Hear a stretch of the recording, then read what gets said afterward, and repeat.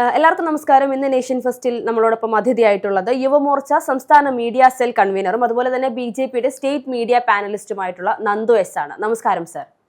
നമ്മൾ കഴിഞ്ഞ കുറച്ച് സമയങ്ങളിൽ ഏറ്റവും കൂടുതൽ ഉയർന്നു കേൾക്കുന്ന ഒരു വാർത്ത, കുറെ ദിവസങ്ങളിലായി കേൾക്കുന്നതാണ് രാഹുൽ മാങ്കൂട്ടം എന്നുള്ളൊരു വ്യക്തിയുടെ പേരെങ്കിൽ ഇപ്പോൾ കഴിഞ്ഞ കുറച്ച് സമയങ്ങൾക്ക് മുൻപ് നമ്മൾ കേൾക്കുന്ന ഒരു വാർത്ത എന്ന് പറയുന്നത് നിയമസഭയിൽ നിന്നും രാഹുലിനെ അയോഗ്യനാക്കണം, രാഹുലിന്റെ MLA സ്ഥാനം എടുത്ത് കളയണം എന്നുള്ള രീതിയിലാണ്. ഇങ്ങനെ ഒരു തീരുമാനത്തിലേക്ക് എത്തുമ്പോൾ കോൺഗ്രസിനകത്ത് തന്നെ അതിനൊരു മടിയുള്ളതായിട്ടാണ് നമുക്ക് കാണാൻ സാധിക്കുന്നത്. പക്ഷേ നിരന്തരമായി പീഡന പരാതികളിൽ നിറഞ്ഞു നിൽക്കുന്ന ഒരു ജനപ്രതിനിധി എന്ന് പറയുന്ന വ്യക്തിക്ക് സ്വാഭാവികമായും ഈ പറയുന്നത് പോലെ നിയമസഭയിൽ തുടർന്നു കൊണ്ടുപോകാൻ വരുന്ന നിയമസഭാ തെരഞ്ഞെടുപ്പ് അടുത്ത് നിൽക്കുകയാണെങ്കിൽ പോലും ഇങ്ങനെ തുടർന്നു കൊണ്ടുപോകുന്നത് യഥാർത്ഥത്തിൽ ന്യായമായ കാര്യമാണോ? അതായത് അദ്ദേഹത്തെ പുറത്താക്കേണ്ട സമയം അതിക്രമിച്ചു കഴിഞ്ഞിരിക്കുകയല്ലേ? അല്ല, തീർച്ചയായിട്ടും ഒരു രാഷ്ട്രീയ പ്രവർത്തകൻ എന്ന് പറയുന്നത് ഒരു സമൂഹത്തിൽ ഒരു പ്രധാനപ്പെട്ട റോൾ വഹിക്കാനുള്ള ആളാണ്. അദ്ദേഹത്തെ കണ്ടുകൊണ്ടാണ് നമ്മുടെ സമൂഹത്തിൽ പുതിയ പുതിയ ആളുകൾ വളർന്നു വരേണ്ടതും അവർ രാഷ്ട്രത്തിന് പ്രേരകമായിട്ടുള്ള രീതിയിൽ പ്രവർത്തിക്കുകയും വേണ്ടത്. പക്ഷേ അൺഫോർച്ചുനേറ്റ്ലി രാഹുൽ മാങ്കൂട്ടത്തിന്റെ ഇഷ്യൂ വരുമ്പോൾ നമ്മുടെ ജനപ്രതിനിധികളെ കുറിച്ചൊരു തെറ്റായ ചിത്രം അത് കേരളത്തിലും അതുപോലെ തന്നെ സമൂഹത്തിലും ആകെ പടരുന്ന ഒരു സാഹചര്യമുണ്ട്. ഇപ്പൊ രാഹുൽ മാങ്കൂട്ടം ചാനൽ ഫ്ലോറുകളിൽ വന്നിരുന്നു പറഞ്ഞിരുന്ന ധാർമ്മികതയുടെ കണികയുടെ ഒരു അംശമെങ്കിലും അദ്ദേഹത്തിന് ഉണ്ടായിരുന്നുവെങ്കിൽ ഈ ആരോപണങ്ങൾ ഉയർന്ന സമയത്ത് തന്നെ അദ്ദേഹം സ്വയമേ MLA സ്ഥാനം രാജിവെച്ചുകൊണ്ട് അദ്ദേഹം മുന്നോട്ട് പോകുന്ന ഒരു സാഹചര്യമാണ് അദ്ദേഹം ഉണ്ടാക്കേണ്ടിയിരുന്നത്. പക്ഷേ അദ്ദേഹം വളരെ യൂത്ത് കോൺഗ്രസിന്റെ സംസ്ഥാന അധ്യക്ഷ പദവി, അതായത് ഒരു MLA എന്ന് പറയുന്ന പദവിയേക്കാൾ വലുതല്ല ഞാൻ മനസ്സിലാക്കുന്നത് യൂത്ത് കോൺഗ്രസിന്റെ സംസ്ഥാന അധ്യക്ഷ പദവി എന്നാണ്. അപ്പോൾ യൂത്ത് കോൺഗ്രസിന്റെ സംസ്ഥാന അധ്യക്ഷ പദവി രാജിവെച്ചതിന് ശേഷം അദ്ദേഹത്തിന്റെ ചില വെട്ടിക്കിളി കൂട്ടങ്ങളെ ഉപയോഗിച്ചുകൊണ്ട് പരാതി നൽകിയവർക്കെതിരെയും അതുപോലെ തന്നെ ഈ പറയുന്ന അദ്ദേഹത്തിനെതിരായി നിലപാടെടുക്കുന്ന ആളുകളെയും ഒക്കെ വ്യക്തിഹത്യ ചെയ്യാൻ ശ്രമിക്കുന്ന ഒരു സാഹചര്യമാണ് നമ്മൾ കണ്ടുകൊണ്ടിരുന്നത്. അപ്പൊ ഇപ്പൊ നിലവിൽ കോൺഗ്രസിന്റെ ഒരു നിലപാടെന്ന് പറയുന്നത് ഞങ്ങൾ അദ്ദേഹത്തെ പുറത്താക്കി, അപ്പൊ പുറത്താക്കിയത് കൊണ്ട് ഇനി ഞങ്ങൾക്ക് അതിൽ ധാർമ്മികത ഇല്ല എന്നാണ്. എനിക്ക് കേരളത്തിലെ UDF നേതൃത്വത്തോട് അതുപോലെ തന്നെ കോൺഗ്രസ് നേതൃത്വത്തോടുള്ള ചോദ്യം, അത് എന്റെ മാത്രമായിരിക്കില്ല, സാമാന്യ യുക്തിയുള്ള ഏതൊരു മലയാളിയുടെയും ചോദ്യം, നിങ്ങളുടെ കൈപ്പത്തി ചിഹ്നത്തിൽ കോൺഗ്രസ് ടിക്കറ്റിലാണ് രാഹുൽ മാങ്കൂട്ടം ഈ പറയുന്ന പാലക്കാട് അസംബ്ലി കോൺസ്റ്റിറ്റ്യുവൻസിയിൽ മത്സരിച്ചത്. PD സതീശൻ എന്ന് പറയുന്ന കേരളത്തിന്റെ ബഹുമാന്യനായിട്ടുള്ള പ്രതിപക്ഷ നേതാവ് ആ ഇലക്ഷൻ സമയത്ത് പറഞ്ഞൊരു വാക്കുണ്ട്, ഒരു ബൈറ്റിൽ പറയുന്ന ഒരു കാര്യമുണ്ട്, ഞങ്ങൾക്ക് വലിയ പ്രതീക്ഷയാണ് ഈ ചെറുപ്പക്കാരെ ഓർത്ത്, ഇവരുടെ കഴിവിലാണ് UDF വളരാൻ വേണ്ടി പോകുന്നത് എന്നുള്ള ഒരു സ്റ്റേറ്റ്മെന്റ് അദ്ദേഹം പാലക്കാട്ട് വന്നു നിന്ന് പാലക്കാട് ഇലക്ഷൻ വേളയിൽ പറഞ്ഞു. അപ്പൊ സ്വാഭാവികമായിട്ടും അദ്ദേഹത്തിന്റെയും അദ്ദേഹത്തിന്റെ പാർട്ടിയുടെയും അനുഗ്രഹാശസ്സുകളോടുകൂടി ഈ പറയുന്ന കേരളത്തിലെ ഒരു അസംബ്ലി കോൺസ്റ്റിറ്റ്യുവൻസിയിൽ നിന്ന് വിജയിച്ചു വന്ന UDFന്റെ MLA, കോൺഗ്രസിന്റെ MLA ആണ് ശ്രീ രാഹുൽ മാങ്കൂട്ടത്തിൽ. അപ്പൊ അദ്ദേഹത്തെ ധാർമ്മികമായി ആദ്യം തന്നെ പുറത്താക്കേണ്ടത് MLA സ്ഥാനം രാജിവെപ്പിക്കാനുള്ള നിലപാടാണ് അവർ എടുക്കേണ്ടിയിരുന്നത്. ആദ്യം തന്നെ അദ്ദേഹത്തെ പാർട്ടിയുടെ ഈ പറയുന്ന പോസ്റ്റുകളിൽ നിന്ന് പുറത്താക്കിക്കൊണ്ട് അല്ലെങ്കിൽ സസ്പെൻഡ് ചെയ്തുകൊണ്ട് സ്വന്തം മുഖം രക്ഷിച്ച് മുന്നോട്ട് പോയി എന്നുള്ളതിനപ്പുറത്ത് ഈ പറയുന്ന രാഹുൽ മാങ്കൂട്ടത്തിനെതിരെ സത്യസന്ധമായ ഒരു നടപടിയും കോൺഗ്രസിന്റെ ഭാഗത്തു നിന്ന് ഉണ്ടായില്ല എന്ന് മാത്രമല്ല, അത് കഴിഞ്ഞുള്ള തദ്ദേശ സ്വയംഭരണ തെരഞ്ഞെടുപ്പുകളിൽ കോൺഗ്രസിന്റെ പാലക്കാട് നിയോജക മണ്ഡലത്തിനകത്തുള്ള സ്റ്റാർ ക്യാമ്പയിനർ ആയിരുന്നു ഈ പറയുന്ന MLA. അല്ല, ഇപ്പോ ഈ പറയുന്നത് പോലെ രാഹുലിനെതിരെ കൃത്യമായി പ്രാഥമിക അംഗത്വത്തിൽ നിന്ന് പോലും രാഹുലിനെ പുറത്താക്കി എന്ന് പറയുമ്പോൾ പിന്നെ ഇനിയിപ്പോൾ കോൺഗ്രസിനകത്ത് ഇല്ലാത്ത ഒരു വ്യക്തിക്ക് വേണ്ടി കോൺഗ്രസ് എന്ത് ചെയ്യും എന്നുള്ളത് മറ്റൊരു ചോദ്യമാണ്. അതിനേക്കാൾ ഉപരി പ്രധാനപ്പെട്ട മറ്റൊരു വിഷയം എന്ന് പറയുന്നത് ഇന്നും രാഹുലിനെ അനുകൂലിക്കുന്ന ഒരു കൂട്ടം ആളുകളുണ്ട് എന്നുള്ളത് യാഥാർത്ഥ്യമാണ്. നമുക്കറിയാം, അദ്ദേഹത്തിന് കൃത്യമായി നല്ലൊരു അഭിഭാഷകൻ വന്ന് അദ്ദേഹത്തിന് വേണ്ടി വാദിച്ചാൽ ഈ പറയുന്ന കേസുകൾ പോലും കെട്ടിച്ചമച്ചതാണെന്ന് വരുത്തി തീർക്കാൻ രീതിയിലുള്ള എല്ലാ കാര്യങ്ങളും, എല്ലാ അനുകൂലമായ ലൂപ്പ് ഹോളുകളും ഈ കേസിൽ നിലവിലുണ്ട് എന്നുള്ളതാണ് യാഥാർത്ഥ്യം. അപ്പോൾ സ്വാഭാവികമായും രാഹുൽ ഇനി ഇപ്പോൾ മത്സരിക്കുകയാണ് എന്ന് പറഞ്ഞാൽ പോലും അതിനെ പൊതുജനം ഇരുകൈയും നീട്ടി സ്വീകരിക്കുന്ന ഒരു നിലയിലാണ് പാലക്കാടിന്റെ ഇന്നത്തെ അവസ്ഥ എന്ന് നമുക്ക് മനസ്സിലാക്കാൻ സാധിക്കുന്നത്.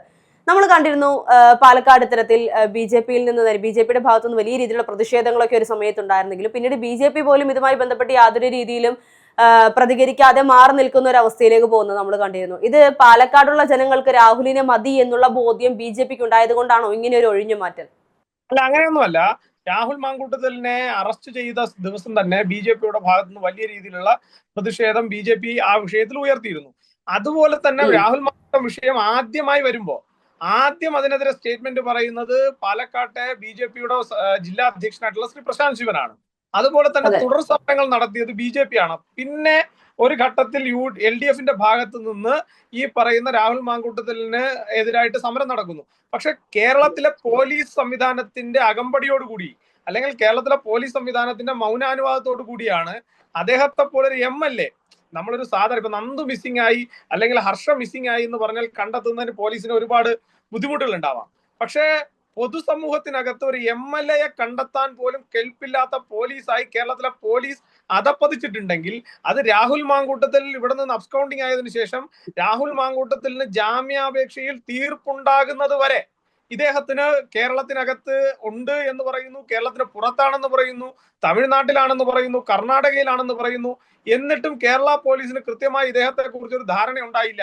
അപ്പോ സ്വാഭാവികമായും ഇത് ഇടതു വലതു മുന്നണികളുടെ CPM-ന്റെ കൂടി അഡ്ജസ്റ്റ്മെന്റിന്റെ ഭാഗമായി, CPM-ന്റെ കൂടി സഹായത്തോടു കൂടി CPM എഴുതിയ തിരക്കഥ. ഞാനത് അദ്ദേഹത്തിന്റെ ഒളിച്ചോട്ടത്തിൽ നിങ്ങൾ മനസ്സിലാക്കേണ്ട ഒരു കാര്യം, ആ ഒളിച്ചോട്ടം നടക്കുമ്പോ ഈ പറയുന്ന ആളിനെ കണ്ടെത്താൻ കേരളത്തിലെ പോലീസ് സംവിധാനത്തിന് എത്ര സമയം വേണം? കേരളത്തിലെ ഒരു MLA കണ്ടെത്താൻ കൽപ്പില്ലാത്തവരാണ് കേരളത്തിലെ പോലീസ് നമ്മൾ ധരിക്കുന്നുണ്ടോ? അപ്പൊ അങ്ങനെ ഒരു പോലീസ് സംവിധാനം ഇദ്ദേഹത്തെ ഈ പറയുന്ന രീതിയിൽ ഉപയോഗിച്ചതിന് ശേഷം മാധ്യമങ്ങളിൽ വാർത്ത കൊണ്ടുവന്ന് തങ്ങളുടെ അധികാരം ഉറപ്പിച്ചു നിർത്തുകയും അതിനുശേഷം അയാളെ രക്ഷിച്ചു കൊടുക്കാം എന്ന ധാരണയുടെ പുറത്താണ് LDF-ന്റെയും UDF-ന്റെയും നേതാക്കന്മാർ ഇടപെട്ടുകൊണ്ട് ഇത്തരത്തിലുള്ള ഒരു കൂട്ടുകൃഷി നടത്തിയിട്ടുള്ളത്. നിങ്ങൾ മനസ്സിലാക്കേണ്ടത്, കേരളത്തിന് പുറത്ത് ഇന്ത്യ സഖ്യമായി നിൽക്കുന്ന ഇടതു വലതു മുന്നണികൾ ഈ ഇന്ത്യ സഖ്യത്തിന് വേരോട്ടമുള്ള കർണാടകയിലേക്കും തമിഴ്നാട്ടിലേക്കുമാണ് ഈ പറയുന്ന പ്രതി അന്ന് ഒളിവിൽ പോയത് എന്നാണ് പോലീസിന്റെ ഭാഷ്യം. അപ്പൊ ഇതെല്ലാം വ്യക്തമാക്കുന്ന ചില കാര്യങ്ങളുണ്ട്. ഇതിനകത്ത് ഈ പറയുന്ന ആളുകൾക്ക് ആർക്കും തന്നെ യാതൊരു വിധത്തിലുള്ള ഈ പറഞ്ഞ LDF-നായാലും ശരി UDF-നായാലും ശരി ഇത്തരം പ്രവണതകളുള്ള ഈ MLA-യെ മാറ്റി നിർത്തണമെന്ന ആഗ്രഹം ഉള്ളവരല്ല ഇവർ രണ്ടുപേരും എന്നുള്ള തെളിവാണ്. ഇനി നിങ്ങൾ പറഞ്ഞു BJP-യുടെ സമരം കെട്ടടങ്ങി, അല്ലെങ്കിൽ BJP സമരം അവസാനിപ്പിച്ചു എന്ന് പറഞ്ഞു. അങ്ങനെയാണ് ഞങ്ങൾക്ക് അതിനകത്ത് എന്തെങ്കിലും തരത്തിലുള്ള കുറവുകൾ സംഭവിച്ചിട്ടുണ്ടെങ്കിൽ സ്വാഭാവികമായിട്ട് ആ കോടതി വളപ്പിനകത്തിട്ട് ഈ പറയുന്ന രാഹുൽ മാങ്കൂട്ടത്തിനെതിരായിട്ട് പ്രതിഷേധിക്കാൻ യുവമോർച്ച തയ്യാറാകുമായിരുന്നില്ല. അപ്പൊ യുവമോർച്ചയും BJP-യും കൃത്യമായി ഇത്തരം ആളുകൾക്കെതിരായിട്ടുള്ള നിലപാടുകളിൽ ഉറച്ചു നിന്നുകൊണ്ട് തന്നെയാണ് മുന്നോട്ട് പോകുന്നത്. അതിൽ ഞങ്ങൾക്ക് യാതൊരു തരത്തിലുള്ള വിയോജനങ്ങളും വന്നിട്ടില്ല. പക്ഷെ നമ്മൾ പറയുമ്പോൾ കോൺഗ്രസ് അദ്ദേഹത്തെ പാർട്ടിയിൽ നിന്ന് പുറത്താക്കി. അപ്പോൾ ഞങ്ങൾക്ക് ആ ഉത്തരവാദിത്തം കഴിഞ്ഞു. ഞാൻ ചോദിക്കുന്നതേ, നിങ്ങളുടെ കൈപ്പത്തി ചിഹ്നം, കോൺഗ്രസിന്റെ കൈപ്പത്തി ചിഹ്നത്തിൽ മത്സരിച്ച ആളല്ലേ അദ്ദേഹം? കോൺഗ്രസിന്റെ കൈപ്പത്തി ചിഹ്നത്തിലല്ലേ ഈ പറയുന്ന ജനങ്ങൾ വോട്ട് ചെയ്തത്? കോൺഗ്രസ് പറഞ്ഞത്, അത് കോൺഗ്രസിന്റെ പാലക്കാട് തെരഞ്ഞെടുപ്പ് കഴിഞ്ഞപ്പോൾ കോൺഗ്രസ് പറഞ്ഞത് കോൺഗ്രസിന്റെ തിരിച്ചുവരവ്, ഗംഭീരമായ തിരിച്ചുവരവുകളാണ് നടന്നുകൊണ്ടിരിക്കുന്നതെന്നാണ് പറയുന്നത്. അങ്ങനെയാണെങ്കിൽ രാഹുൽ മാങ്കൂട്ടത്തിന്റെ തിരിച്ചുവരവാണെന്ന് പറയണ്ടേ? രാഹുൽ മാങ്കൂട്ടത്തിൽ ആയതുകൊണ്ട് മാത്രമാണ് ജയിച്ചതെന്ന് പറയണ്ടേ? രാഹുൽ മാങ്കൂട്ടത്തിന് അപ്പുറത്ത് കോൺഗ്രസ് എന്ന് പറയുന്ന സംഘടനയും ആ കോൺഗ്രസിന്റെ കൈപ്പത്തി ചിഹ്നത്തിൽ ജനങ്ങൾ വിശ്വസിച്ച് വോട്ട് ചെയ്തിട്ടുണ്ടെങ്കിൽ ആ കൈപ്പത്തി ചിഹ്നം കൊടുത്ത കോൺഗ്രസ് പാർട്ടിക്ക് ധാർമ്മികമായ ഉത്തരവാദിത്തമില്ലേ ഇതേപോലെയുള്ള ഒരാളിനെ ആ മണ്ഡലത്തിൽ നിന്ന് മാറ്റി നിർത്താൻ?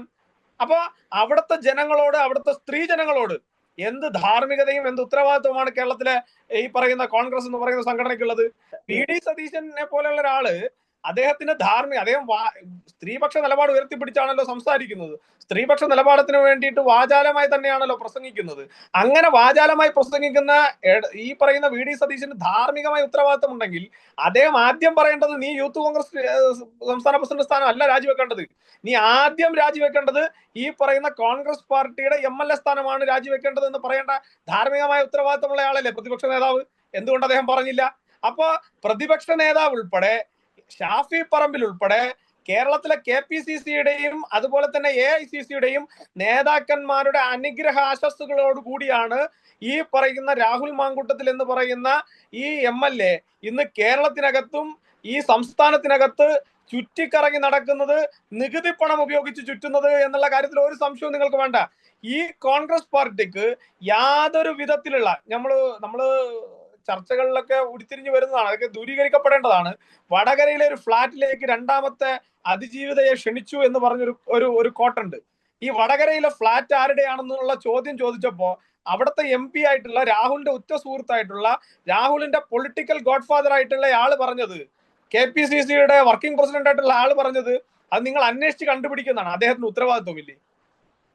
സ്വാഭാവികമായിട്ടും എന്റെ പിൻഗാമിയാണ്, ഞാനാണ് രാഹുൽ മാങ്കൂട്ടത്തിൽ എന്ന് പറയുന്നത് ഞാൻ തന്നെയാണ് എന്ന് പറഞ്ഞ് എന്റെ അനിയനെ പോലെയാണ് എന്ന് പറഞ്ഞ് കൊണ്ടുവന്ന് പാലക്കാട്ടെ തെരുവോരങ്ങളിൽ ഓരോ വീട്ടിലും കയറ്റി ഇറക്കി ഇയാൾക്ക് വോട്ട് വാങ്ങിക്കൊടുത്ത് എന്റെ അനുജനെ പോലെ എന്നെ പോലെ ഈ മണ്ഡലത്തെ കാത്തു സൂക്ഷിക്കും രാഹുൽ മാങ്കൂട്ടത്തിൽ എന്ന് പറഞ്ഞ് എന്റെ ജ്യേഷ്ഠനെ പോലെയാണ് ഈ പറയുന്നയാള്, എന്റെ എല്ലാ കാര്യങ്ങളും അറിയുന്ന ഉറ്റ സുഹൃത്താണ് എന്ന് പലപ്പോഴായി അങ്ങോട്ടും ഇങ്ങോട്ടും പറഞ്ഞിട്ടുള്ള രാഹുൽ മാങ്കൂട്ടത്തിലും ഷാഫി പറമ്പിലും എന്തുകൊണ്ടാണ് ഈ വിഷയത്തിൽ ഷാഫി പറമ്പിൽ കൈയൊഴിയുന്നത്?